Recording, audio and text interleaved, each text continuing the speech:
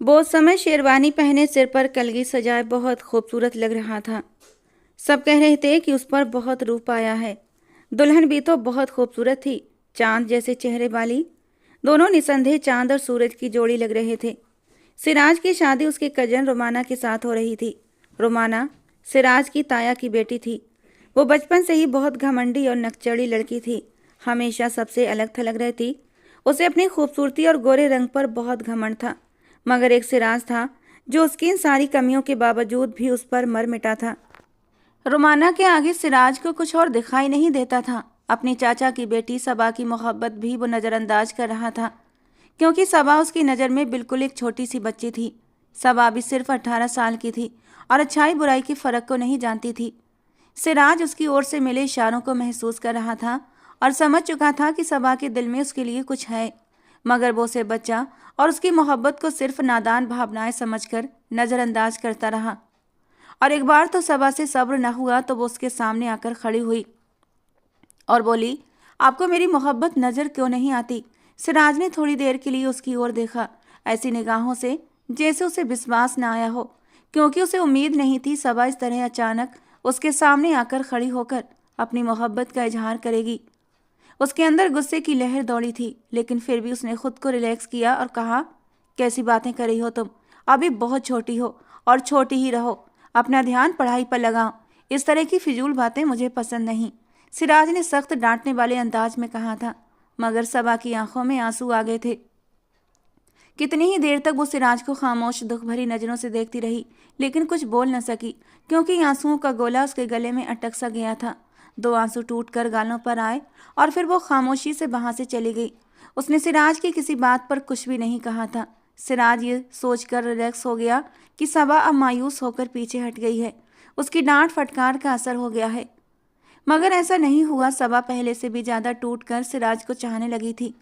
पहले जब वो अपनी मोहब्बत सिराज पर जाहिर करने से डरती थी, लेकिन अब एक बार उसने अपना दिल खोलकर सिराज के सामने रख दिया तो उसकी झिझक निकल गई थी और अब पहले से ज्यादा शिद्दत से अपनी मोहब्बत का इजहार करने लगी थी। कभी कभी सबा का ये जुनून देखकर सिराज भी डर जाता था। वो उसे समझाने की हर मुमकिन कोशिश करता, प्यार से डराकर धमकाकर डांटकर उसने हर तरीका अपनाकर देख लिया था, लेकिन सबा की मोहब्बत धीरे धीरे गलत राह इख्तियार करती जा रही थी। उसने तो जैसे सिराज को पा लेने की जिद ठान रखी थी, बल्कि अब तो उसने सिराज को धमकाना शुरू कर दिया था कि अगर उसने उसे छोड़कर किसी और से शादी की तो वो या तो उस लड़की की जान ले लेगी या खुद अपनी ही जान दे देगी। वो अपनी मोहब्बत को यूं किसी और के हाथों में जाने नहीं देगी, उससे बदनाम कर देगी और उसकी और अपनी इज्जत का तमाशा बना देगी। मगर सिराज उसकी सारी बातों को एक कान से सुनकर दूसरे से निकाल देता, क्योंकि वो जानता था कि सबा सिर्फ जज्बात में आकर ऐसा कह रही है, वरना हकीकत में वो एक डरी सहमी सी लड़की थी। अगर रोमाना उसके दिल में न होती तो शायद एक बार वो सबा के बारे में सोच सकता था, क्योंकि सबा पढ़ी लिखी, खूबसूरत, समझदार लड़की थी। लेकिन सिराज अपने दिल का क्या करता जहां पर सिर्फ रोमाना की मोहब्बत की रोशनियां बिखरी हुई थीं, इस बात से बेखबर कि रोमाना के दिल में उसके लिए कोई भी जज्बात नहीं है। वो बस दिल ही दिल में बेपनाह रोमाना को चाहे जा रहा था। फिर जब सिराज और रोमाना की शादी की बात शुरू हुई तो एक दिन सबा रोते हुए सिराज के कमरे में आ गई।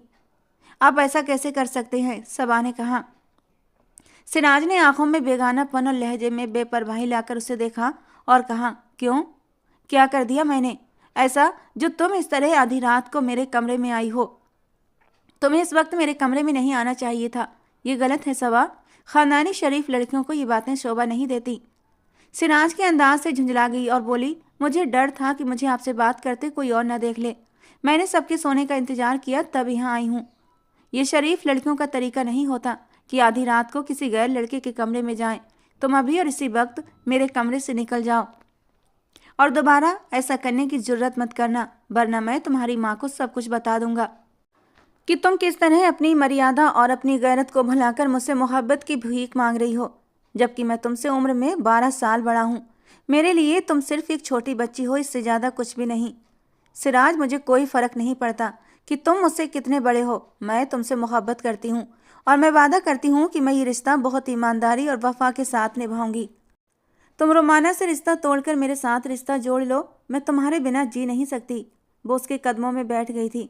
जबकि सिराज 2 कदम पीछे हटा था। ये क्या कर रही हो सबा? ये सब करना तुम्हें शोभा नहीं देता। और वैसे मान भी लो, अगर मैं तुम्हारे कहने पर तुमसे शादी भी कर लूँ तो मैं तुम्हें वो मोहब्बत ना दे सकूंगा तो जो तुम्हारा हक है, क्योंकि मेरे दिल में सिर्फ रोमाना के लिए मोहब्बत है, तुम्हारे लिए नहीं।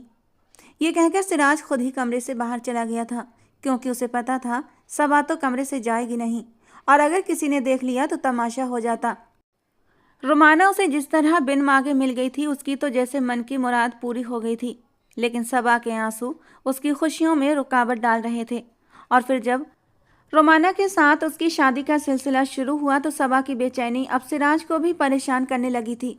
हर वक्त उसकी आंखें रोई रोई सी रहती। वो दास नज़रों से सिराज को देखती। सिराज को डर था कि अगर घर वालों ने सबा के इस रवैये को नोट किया तो वे सिराज के बारे में क्या सोचेंगे, जबकि सिराज ने तो कभी सबा को इस नज़र से देखा तक नहीं था और ना ऐसा कभी सोचा था। उसने उसे प्यार से हर तरह से समझाने की कोशिश की और फिर सबा ने भी जैसे तैसे खुद को समझा लिया था। अब वो सिराज से दूर दूर रहती थी, मगर उसका दिल हर वक्त सिराज की ओर ही खींचता रहता था। उसका पहला प्यार, पहला ख्वाब सिराज ही था। इतनी आसानी से वो अपनी मोहब्बत को दिल से कैसे निकाल सकती थी? वो जानती थी उसकी और सिराज की उम्र में बहुत फ़र्क है। सिराज के दिल में जो कुछ रोमाना के लिए था वो उसकी आंखों में साफ झलकता था। वो खामोशी से एक तरफ हट गई थी। वो इंसान जिससे वो मोहब्बत करती थी, जिसके लिए वो तहज्जुद में दुआएं मांगती थी, आज वो हमेशा के लिए किसी और का होने जा रहा था। सबा को रोमाना का रवैया भी खटकता था। ऐसा महसूस होता कि रोमाना सिराज के लिए वैसा महसूस नहीं करती जैसा सिराज उसके लिए करता है। शायद ये सबा का वहम था, क्योंकि वो खुद सिराज के बारे में हद से ज़्यादा हसास थी। वो उसकी छोटी छोटी बातों को घंटों सोचती रहती थी। तभी तो रोमाना का रवैया उसे ज़रूरत से ज़्यादा महसूस हो रहा था। बाकी सबके लिए रोमाना का रवैया नॉर्मल था।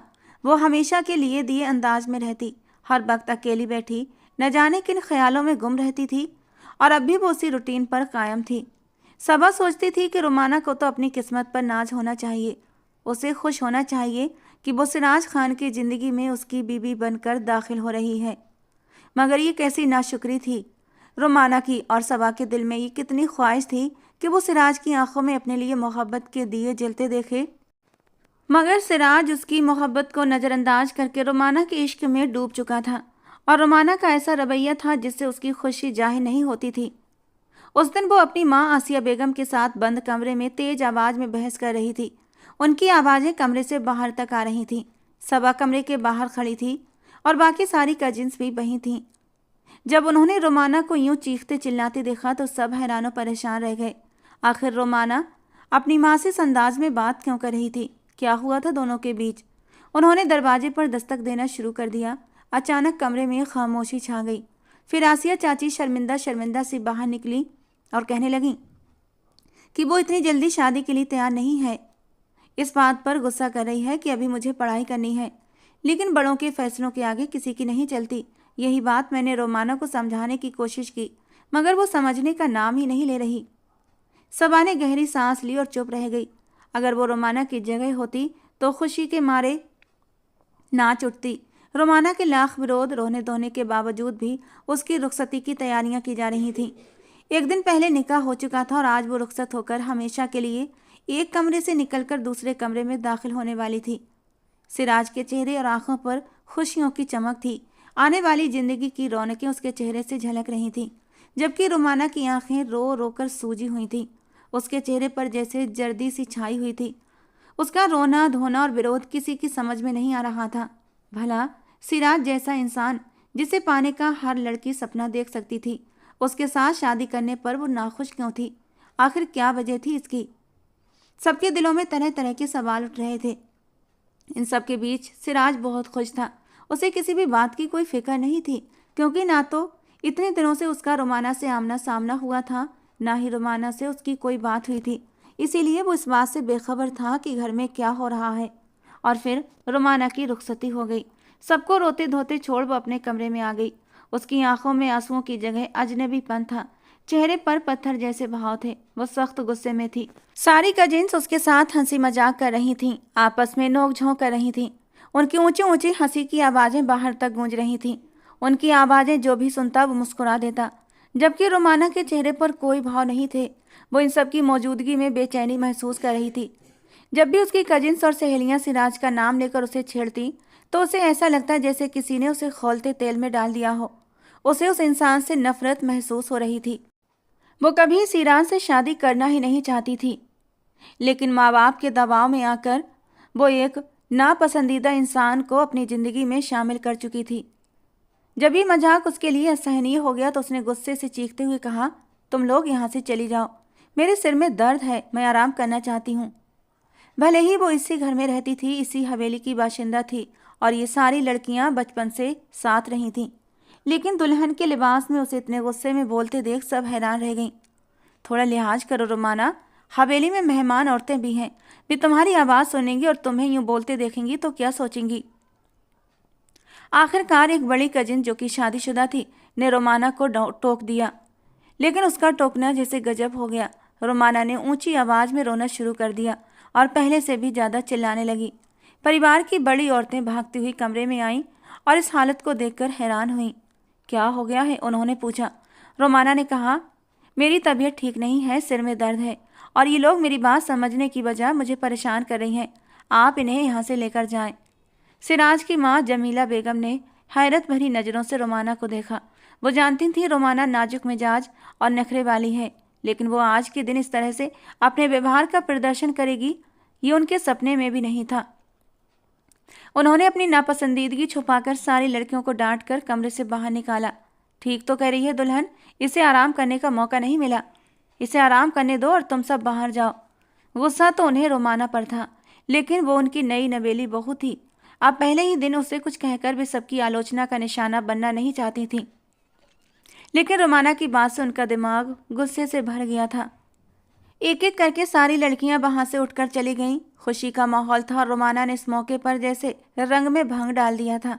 अब कमरे में शांति पाकर वो अपनी जगह से उठी, अलमारी खोली। सामने एक सादा सा सूट हैंगर पर लटक रहा था। उसने वो सूट निकाला और कपड़े बदलने के लिए बाथरूम चली गई। जमीला बेगम ने बाहर जाते ही सिराज को कमरे में भेज दिया। उन्होंने कहा कि दुल्हन का दिल घबरा रहा है, अकेले परेशान हो रही है, तुम उसके पास जाओ और उससे बातें करो। उनकी बात सुनकर सिराज हंस पड़ा। अम्मी, वो हमेशा से इसी घर में तो रही है, एक कमरे से उठकर दूसरे कमरे में गई है, लेकिन आप ऐसे कह रही हैं जैसे वो पता नहीं कितने मीलों का सफ़र तय करके आई हो। जमीला बेगम ने उसकी बात पर कोई प्रतिक्रिया नहीं दी। माँ का सपाट चेहरा देखकर वो थोड़ा चौंका था। उसे समझ आ गया कि कुछ तो ऐसा हुआ है जो अम्मी को नागवार गुजरा है। घर मेहमानों से भरा हुआ था, इसीलिए वो अपनी माँ से कुछ पूछ नहीं सकता था। वो चुपचाप अपने कमरे में चला आया, लेकिन जब उसकी नज़र सामने पड़ी तो वो हैरान रह गया। वो तो कुछ और ही सोचकर कमरे में दाखिल हुआ था। आज उसकी शादी की पहली रात थी और उसने तो यही ख्याल किया था कि रोमाना दुल्हन बनी सुहाग की सेज पर बैठी उसका इंतजार कर रही होगी। वो बहुत ही प्यार से उसका घूंघट उठाएगा, उसके माथे को चूमकर अपनी मोहब्बत का पहला एहसास कराएगा। लेकिन कमरे का नज़ारा तो बिल्कुल बदला हुआ था। कमरे में सजी हुई सेज वैसी ही थी जैसे उसके दोस्तों ने कल सजाई थी। सजावट भी बेहद आकर्षक थी, लेकिन वो जिसके लिए ये सब कुछ किया गया था कहीं नजर नहीं आ रही थी। इतना तो सिराज को अंदाजा था कि वो कमरे से बाहर नहीं गई होगी। उसकी नज़र बाथरूम के दरवाजे पर पड़ी। बाथरूम का दरवाज़ा बंद था। उसने ये सोचकर खुद को तसल्ली दी कि वो बाथरूम में होगी, और जब वो बाथरूम से बाहर आई तो उसे देखकर सिराज का मुंह खुला का खुला रह गया। उसने न केवल कपड़े बदल लिए थे बल्कि सारे गहने भी उतार दिए थे और चेहरे से मेकअप भी हटा दिया था। जिस रूप को सिराज अपनी आंखों के जरिए अपने दिल में बसाना चाहता था, वो उसे सादगी भरे चेहरे में देख रहा था। वो अपनी जगह से खड़ा हो गया। रोमाना, ये सब क्या है? उसने हैरानी से पूछा। रोमाना ने उसकी तरफ एक तीखी नज़र डाली। क्या? फिर उसी की तरफ सवालिया नज़रों से देखने लगी। सिराज को उसकी लापरवाही पर गुस्सा आया। मेरा इंतजार किए बिना तुमने अपना हुलिया बदल लिया। तुम्हें मेरा इंतजार करना चाहिए था। उसके सख्त अंदाज पर रोमाना थोड़ा घबरा गई, लेकिन फिर खुद को संभालते हुए बोली, मैं थक गई थी। मुझे ऐसे कपड़े पहनने, हैवी मेकअप और गहनों की आदत नहीं है, और इसमें बुरा मानने वाली कौन सी बात है? हर इंसान अपनी मर्जी का मालिक है। शादी होने का मतलब ये नहीं कि इंसान का अपनी पसंद पर अधिकार खत्म हो गया। या फिर आप भी बाकी मर्दों की तरह हैं जो मुझे कैद करना चाहते हैं? तो सुन ले मिस्टर सिराज, मैं कोई परकटी चिड़िया नहीं हूँ जिसे आप अपनी कैद में रखेंगे। गुस्से से कहती वो अपनी उंगली सिराज के सीने पर रखती हुई बोली थी, तो उसके अंदाज पर न चाहते हुए भी सिराज हंस पड़ा था। वो उसके चेहरे को निहारने लगा। मेकअप से साफ चेहरा जिस पर अब भी कहीं कहीं पानी के कतरे मोतियों की तरह चमक रहे थे। नरम गुलाबी होठों पर पानी की कुछ बूंदें ओस की बूंद की तरह महसूस हो रही थीं। गीले बालों की झूलती लट उसके गुलाबी गालों को छू रही थी। ये मनमोहना सा रूप सिराज के दिल को धड़का गया था। सारा गुस्सा जैसे पल भर में हवा हो गया। ऐसी बात नहीं है, तुम जैसे चाहो वैसे रहो, मैं तुम्हें कभी नहीं टोकूंगा, क्योंकि मैंने तुम्हें अपनी जिंदगी में हिस्सेदार बनाने के लिए लाया है। खुद को कुछ और मत समझो, मैं बाकी मर्दों जैसा नहीं हूँ। अगर ऐसा था तो आपकी वजह से मेरी पढ़ाई क्यों छूट गई? हर वो चीज़ जो मैं करना चाहती थी मुझसे दूर हो गई, सिर्फ आपकी वजह से। अगर आप शादी के लिए हाँ न करते तो आज आज मैं आज़ाद होती। आपके नाम की बेड़ियाँ मेरे पैरों में ना पड़ी होती। रोमाना ने जैसे आज ही सिराज के साथ सारे हिसाब किताब पूरे कर लेने थे। वो उसके बेहद करीब खड़ी थी, उससे सवाल जवाब कर रही थी, जबकि सिराज कुछ सुन ही कहाँ रहा था। उसका मन तो रोमाना की खूबसूरती में बहकने लगा था। रात का जादू भी बढ़ता जा रहा था। रोमाना की खूबसूरती सिराज को अपनी ओर खींच रही थी। वो बेसुध सा होकर उसे देखता जा रहा था। रिश्ते के बदलने की मांग भी थी। उसके बचपन की मोहब्बत जब एक महरम रिश्ते में उसके सामने मौजूद थी तो वो खुद पर कैसे काबू रख सकता था। वो एकदम कदम बढ़ाता हुआ रोमाना की ओर बढ़ा। रोमाना ने उसकी आंखों में बदलते रंग साफ देख लिए थे। उसे अंदाजा हो गया था कि सिराज अब उससे क्या कहने वाला है और उससे क्या चाहता है, लेकिन वो इतनी आसानी से उसके सामने हार मानने वालों में से नहीं थी। दूर रहो मुझसे, तुम ऐसा नहीं कर सकते, तुम मेरे करीब नहीं आ सकते, उससे पीछे हटते हुए रोमाना ने साफ शब्दों में कहा, जबकि सिराज को उसके इस रवैये पर गहरा झटका लगा। ये कैसी बातें कर रही हो तुम? मेरा तुमसे निकाह हुआ है। तुम आज इस घर में मेरी बीवी की हैसियत से मौजूद हो और तुम मुझे अपने करीब आने से रोक रही हो। ऐसा कैसे कर सकती हो तुम? अगर तुम अपनी मर्जी कर सकते हो, मेरी पढ़ाई छुड़वा सकते हो, मुझे घर में बिठा सकते हो, तो मैं भी अपनी मर्जी का इस्तेमाल कर सकती हूँ। और अगर तुमने मेरे करीब आने की कोशिश की तो मैं शोर मचा दूंगी। खबरदार, अगर तुमने मुझसे अपना हक लेने की कोशिश की, जब तक तुम मेरी बात नहीं मानोगे, मेरी पढ़ाई दोबारा शुरू नहीं कराओगे, तब तक मैं तुम्हारे साथ कोई रिश्ता नहीं बनाऊंगी। सिराज तो हैरानों परेशान रह गया था। देखो रोमाना, मेरी बात समझने की कोशिश करो। मुझे आपकी कोई बात नहीं सुननी। मुझे पता है कि इस वक्त आपके सिर पर हवस का भूत सवार है, जिसे आप सिर्फ मोहब्बत का नाम दे रहे हैं और निकाह के रिश्ते में छिपाने की कोशिश कर रहे हैं, लेकिन हकीकत कुछ और है। यह आपकी हवस है और कुछ नहीं, जो आपको मेरे करीब आने पर मजबूर कर रही है।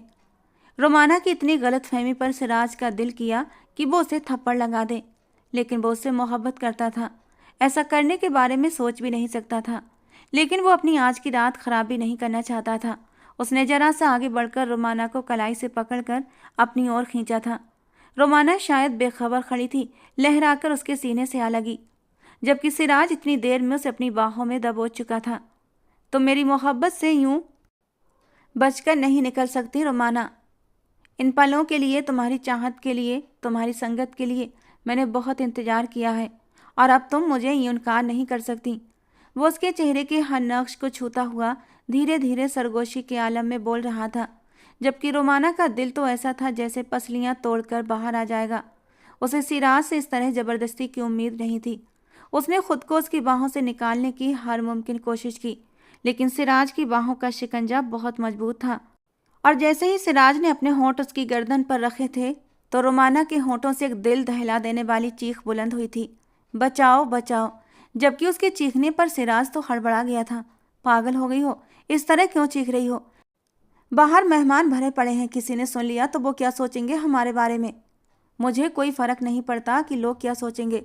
अगर तुमने मुझे आज़ाद नहीं किया और ज़बरदस्ती की तो मैं चीखना यूं ही जारी रखूंगी।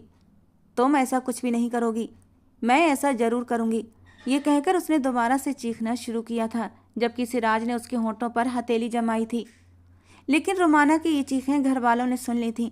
वो दौड़ते हुए सिराज के कमरे के बाहर खड़े हो गए थे और अब दरवाज़ा पीट रहे थे। सिराज ने जल्दी से रोमाना को छोड़ा था और खून भरी नज़रों से उसे घूरता हुआ दरवाज़ा खोल दिया। क्या हुआ सिराज? रोमाना इस तरह चीख क्यों रही थी? सब बड़े परेशान से खड़े थे, जबकि सिराज और रोमाना के हम उम्र कजिन्स के लबों पर शरारती मुस्कान थी। सिराज का एक कजिन, जो कि उसका बहुत अच्छा दोस्त भी था, उसके पास आया और धीरे से उसके कान में कहने लगा, यार मानता हूँ तुम रोमाना से बहुत मोहब्बत करते हो, लेकिन अपने जज्बातों पर काबू रखना था। ओ शटा पादिल, बेकार की बात मत करो। सिराज का चेहरा भी शर्मिंदगी से लाल हो रहा था। घर वाले कुछ और ही समझ रहे थे। अम्मी कुछ भी नहीं है, बस रोमाना कॉकरोच से डर गई थी, लेकिन कॉकरोच अब भाग गया है। अब सब कुछ ठीक है। आप लोग अपने अपने कमरों में जाएं और आराम करें। जबकि सब लोग सुकून का सांस लेते हुए वापस लौट चुके थे। सिराज गुस्से से गेट बंद करता हुआ रोमाना की ओर खूंखार अंदाज में बढ़ा था, जबकि रोमाना ने उंगली उठाते हुए उसे वार्न किया था, अगर तुम मेरे दोबारा से करीब आए तो मैं फिर से चीखूंगी। और सिराज अपने कदम वहीं रोक गया था। बड़ी ही बेशरम लड़की हो, तुम्हें ना खुद अपनी इज्जत का ख्याल है और ना ही मेरी। गुस्से से बड़बड़ाता हुआ वो रोमाना को घूर रहा था। रोमाना कनखियों से सिराज के चेहरे के भाव देख रही थी कि उसकी बातों का असर हुआ या नहीं। वो अभी कुछ सोच रहा था। सिराज बिस्तर की ओर बढ़ा, तकिया उठाया और सोफे पर जाकर लेट गया। रोमाना ने गहरी सांस ली थी। उसका अंदाज बिल्कुल सही साबित हुआ था। सिराज उसके करीब नहीं आया और आज की रात वो सुकून के साथ सोच सकती थी कि आगे क्या करना है। सिराज के खर्राटे थोड़ी ही देर में कमरे में गूंजने लगे। रोमाना ने सावधानी से अपना मोबाइल निकाला, लॉक खोला तो उसमें कैफ की ढेर सारी मिस्ड कॉल थी जो उसकी बेचैनी को बयान कर रही थी। जब रोमाना ने उसे मैसेज किया तो सैफ का उसी वक्त जवाब मोबाइल की स्क्रीन पर चमका। उसने तुम्हें छुआ तो नहीं, तुम्हारे करीब तो नहीं आया? रोमाना ने झट जवाब टाइप किया। मैंने उसे करीब आने से रोक दिया था। तब वो गुस्से में सोफे पर जाकर सो गया। सैफ को बेइंतहा खुशी हुई थी। उसे तब से इसी बात की चिंता थी कि सिराज रोमाना से अपना हक जरूर लेगा, वो ऐसे उसे कैसे छोड़ देगा। लेकिन जब रोमाना ने सैफ के साथ पूरी रात बात की तो सैफ को यकीन हो गया था कि रोमाना अभी भी उसी की है, अनछुई और उसी की मोहब्बत पर कायम। सिराज के साथ निकाह के बोल रोमाना पर कोई असर न कर सके, वे उसके दिल को पिघला न सके। वो अब भी कैफ के साथ अपनी मोहब्बत पर अड़ी हुई थी। अगले दिन सिराज ने मुश्किल से अपने चेहरे पर मुस्कान सजाई थी, लेकिन उसका दिमाग कुछ और ही ताने बाने बन रहा था। उसने सोच लिया था कि रोमाना के साथ क्या करना है, उसे कैसे संभालना है और उसे कैसे पेश आना है। वो उसकी मोहब्बत थी, उसकी बीवी थी और वो इतनी आसानी से अपने हक से पीछे नहीं हट सकता था। कब से उसने इस रात का इंतजार किया था और जब वो रात आई तो चुपके से अकेलेपन के पल उसकी गोद में डालकर वो चली गई थी। रोमाना तुम बहुत जालिम हो, उसने अपने होठों के बीच बड़बड़ाया, लेकिन अपने चेहरे के हाव भाव से उसने किसी को भी ये महसूस नहीं होने दिया कि वो अंदर से खुश नहीं है। दूसरी ओर रोमाना शर्माई शर्माई सी सबके बीच बैठी थी। लोगों की बातों पर वो शर्मा शर्मा कर सिर झुका लेती और सिराज उसे देखता हुआ सोचता रहता कि आखिर ये शर्मा किस बात पर रही है। कितनी ड्रामेबाज लड़की है। रात को तो इसने मुझे अपने पास तक नहीं आने दिया और अब सबके सामने कैसी मासूम बन रही है। अगले दिन रोमाना अपने माँ बाप के साथ मैके की रस्म के लिए आई थी। घर तो एक ही था, लेकिन सभी रस्मों रिवाज परंपराओं के मुताबिक निभाए जाते थे। हवेली में सभी लोगों के हिस्से अलग अलग थे, किचन भी अलग अलग थे, लेकिन शाम के समय सभी लोग बड़े हॉल में इकट्ठा होते थे। दिन भर की बातों पर चर्चा होती और एक दूसरे की परेशानियों का पता चलता था। सिराज रोज रोमाना को देखता था, लेकिन कभी उसके दिल की बात समझ नहीं पाया था और जब से शादी की तारीख तय हुई थी उसने रोमाना को एक बार भी नहीं देखा था। वो समझ रहा था कि रोमाना इस रिश्ते से खुश है, वो भी उससे प्यार करती होगी। शादी के बाद से भी सामान्य पति पत्नी की तरह जिंदगी बिताएंगे, लेकिन रोमाना इतनी टेढ़ी होगी उसे इस बात का अंदाजा नहीं था। शादी के 3 दिन बीत चुके थे जब सिराज ने नाश्ते की मेज पर एक घोषणा कर दी कि रोमाना फिर से कॉलेज जाएगी। उसकी बात सुनकर रोमाना ने अपना झुका हुआ सिर उठाया। बाकी सबकी आंखों में भी अविश्वास झलक रहा था। ये तुम क्या कह रहे हो सिराज? रोमाना की शादी हो चुकी है, अब वो घर संभालेगी। सबसे पहले रोमाना की मां आसिया बेगम ने आपत्ति जताई। उनकी आंखों में डर की छाया थी और चेहरा पीला पड़ गया था। सिराज ने हैरानी से उनके चेहरे के भावों का जायजा लिया। वहीं रोमाना गुस्से से अपनी माँ को देख रही थी। अम्मी, शिक्षा लेना हर इंसान का मौलिक अधिकार है, आप लोग मुझे मेरे अधिकार से कैसे वंचित कर सकते हैं? मान लिया कि मेरी शादी हो गई है, मैं अपने घर बार की हो गई हूँ, लेकिन इस बात का ये मतलब नहीं कि मेरी खुशियों और मेरी ज़रूरतों से मेरा नाता टूट गया है। मैं अभी अपनी पढ़ाई जारी रख सकती हूँ और अगर सिराज को इस पर कोई आपत्ति नहीं तो किसी और को भी नहीं होनी चाहिए, उसने साफ शब्दों में कहा। सब लोग हैरानी से उसे देखने लगे। हवेली की किसी लड़की में इतनी हिम्मत कभी नहीं हुई थी कि वो बड़ों के बीच यूं ऊंची आवाज़ में बात करे या किसी के सामने सिर उठाकर देखे। लेकिन अब रोमाना की बागी हरकत सभी ने गौर से देखी। सबके चेहरों पर परेशानी झलकने लगी, माथे पर शिकने उभर आईं। लेकिन इस सब में एक सिराज था जो बिल्कुल सामान्य था। उसने आसिया बेगम से कहा, चाची रोमाना सही कह रही है, मुझे उसकी पढ़ाई से कोई दिक्कत नहीं और अच्छा है वो अपनी पढ़ाई पूरी करे, और वैसे भी अभी उसकी उम्र ही क्या है, अभी से घरदारी में पढ़कर अपने सपनों को पीछे छोड़ दे, ये मुझे भी मंजूर नहीं। सिराज की बात पर सब लोग खामोश हो गए थे, लेकिन आसिया जी का दिल अंदर से डरा हुआ था। वो कैसे सिराज को बताती कि रोमाना का दोबारा से कॉलेज जाना खतरे से खाली नहीं है। नाश्ते के बाद उसने रोमाना से कहा, अपनी किताबें ले आओ, मैं जाते हुए तुम्हें कॉलेज छोड़ दूंगा। रोमाना खुशी खुशी अपना बैग उठाने के लिए कमरे में चली गई। वो सेकेंड ईयर की छात्रा थी। अभी उसके पेपर होने में 4-5 महीने बचे थे जब घर वालों ने उसकी शादी कर दी थी। ये शादी आसिया बेगम के जोर देने पर हुई थी। कुछ साल पहले ही रोमाना का रिश्ता सिराज के साथ तय हुआ था। ये रिश्ता सिराज की रजामंदी से किया गया था। शादी भी रोमाना की पढ़ाई पूरी होने के बाद करने की बात तय हुई थी, क्योंकि सिराज भी यही चाहता था कि उसकी बीवी पढ़ी लिखी हो। लेकिन जब आसिया बेगम ने खुद ही रोमाना की शादी की इच्छा जताई तो सिराज ने भी कोई आपत्ति नहीं की। उसे रोमाना से बहुत मोहब्बत हो गई थी। अपने जज्बात पर काबू पाना उसके लिए मुश्किल हो रहा था, और ऊपर से सबा का रवैया भी उसे परेशान कर रहा था। वो चाहता था कि जल्द से जल्द उसकी शादी हो जाए और सबा का ध्यान उस पर से हट जाए। एक तरह से वो सबा से डरने लगा था। उसकी गुस्से से भरी निगाहें और जज्बात का पागलपन सिराज को डरा रहे थे। थोड़ी ही देर में रोमाना तैयार होकर आ गई। वो बहुत खुश लग रही थी। खुशी उसकी हर अदा से झलक रही थी। चेहरा जैसे खिल उठा था। सिराज उसे देखता रह गया। तुम बहुत खूबसूरत हो, बहुत मासूम, बहुत हसीन।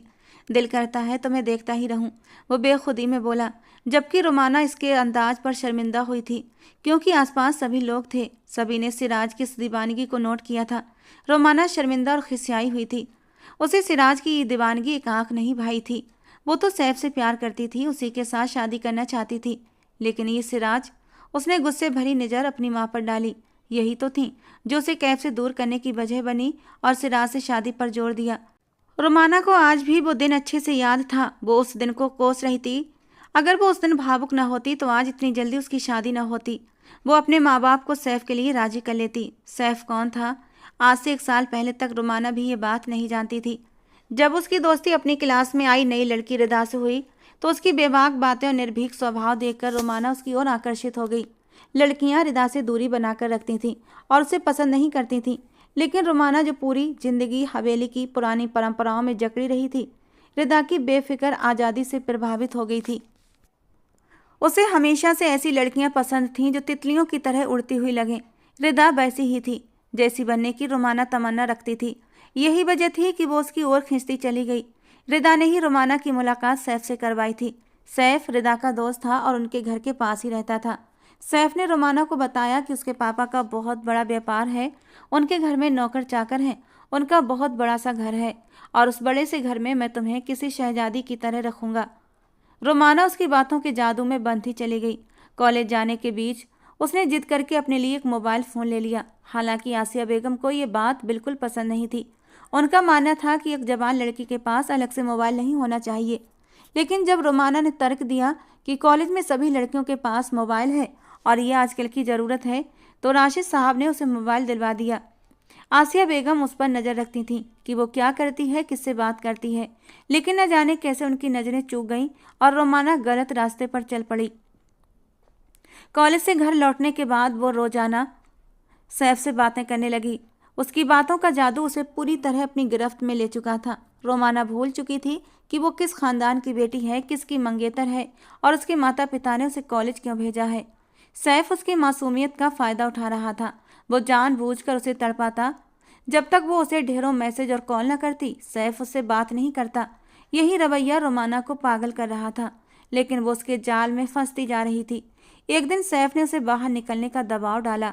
उसने कहा, रोमाना, एक बार मुझसे बाहर आकर मिल लो। यकीन मानो तुम्हें इतने खूबसूरत पल मिलेंगे जो तुम सारी ज़िंदगी नहीं भूलोगी। लेकिन रोमाना घबरा गई। उसने कहा, पापा खुद मुझे कॉलेज छोड़ने और लेने आते हैं, मैं ऐसा नहीं कर सकती। सैफ उसकी बातों से नाराज़ हो गया। सैफ लड़कियों को अपने इशारों पर नचाने में माहिर था और रोमाना अब उसकी कठपुतली बन चुकी थी। उस दिन सैफ ने रोमाना की कॉल और मैसेज का कोई जवाब नहीं दिया। रोमाना तड़पने लगी। वो रोते हुए बार बार उसे कॉल कर रही थी, लेकिन सैफ ने कोई कॉल नहीं उठाई। उसने सोचा कि किसी दूसरे नंबर से कॉल करती हूँ, शायद सैफ तब उससे बात कर ले।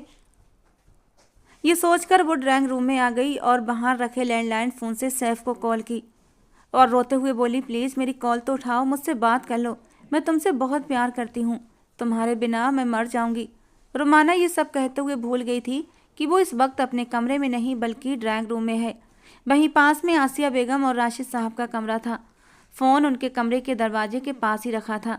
तभी उसे अपने पीछे किसी की मौजूदगी का एहसास हुआ। उसने मुड़कर देखा तो आसिया बेगम खड़ी थीं।